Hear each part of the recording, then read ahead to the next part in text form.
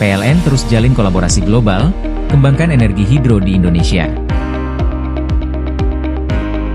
Jakarta, 17 April 2025, PT PLN, Persero, terus membuka peluang kolaborasi dengan mitra lokal maupun global untuk mengakselerasi pengembangan tenaga hidro di tanah air, guna mencapai target net zero emission pada 2060. Komitmen ini tercermin pada gelaran Indonesia Switzerland Hydropower Conference di Jakarta, Selasa 11 April. Duta Besar Swiss untuk Indonesia, Timor Leste, dan ASEAN, Olivier Zender, menyampaikan dukungan penuh pemerintah Swiss terhadap transisi energi Indonesia, khususnya dalam pengembangan tenaga hidro.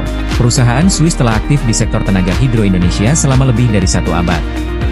Mari kita perkuat komitmen bersama untuk meningkatkan energi, memperbesar porsi energi terbarukan dalam bauran energi, dan mencapai target emisi nol bersih pada tahun 2060, ungkap Olivier.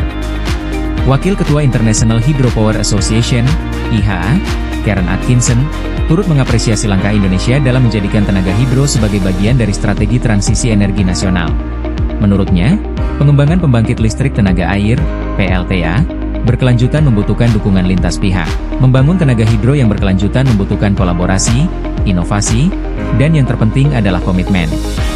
Kami harap konferensi ini bisa menjadi forum berbagi solusi, praktik terbaik, dan kisah sukses, termasuk dari untuk menginspirasi pengembangan tenaga hidro di Indonesia, ujar Karen. Secara terpisah, Direktur Utama PLN, Darmawan Prasojo, menegaskan bahwa pengembangan energi baru terbarukan, EBT, termasuk tenaga hidro, menjadi salah satu prioritas PLN dalam mendukung visi Astacita Presiden Prabowo Subianto untuk memperkuat ketahanan energi nasional berbasis sumber daya domestik. Energi hidro adalah salah satu sumber EBT paling ideal yang dimiliki Indonesia dan dapat dikembangkan secara masif untuk mengurangi ketergantungan pada energi fosil, khususnya yang berasal dari impor. Untuk mengoptimalkan potensi ini, dibutuhkan kolaborasi erat dan berkelanjutan antara negara, industri, komunitas, termasuk IHA dan INAHA, Indonesian Hydropower Association, ujar Darmawan. Manajemen Risiko PLN, Suroso Isnandar, menjelaskan bahwa PLTA menjadi salah satu tulang punggung dalam rencana transisi energi nasional. Dari rencana penambahan kapasitas pembangkit sebesar 71,2 gigawatt (GW) hingga 2034, sekitar 59% akan berasal dari energi terbarukan.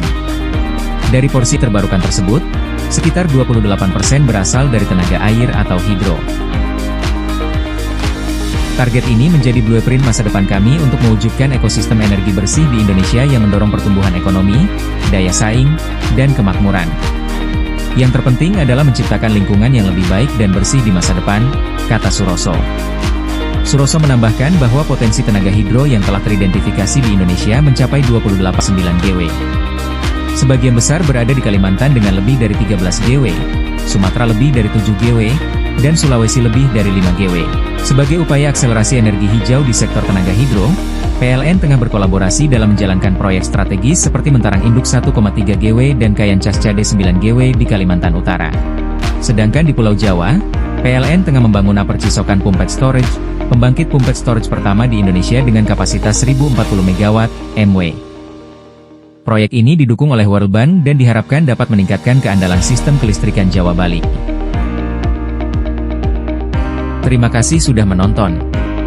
Jangan lupa like, subscribe dan klik tombol lonceng jika Anda menyukai berita kami.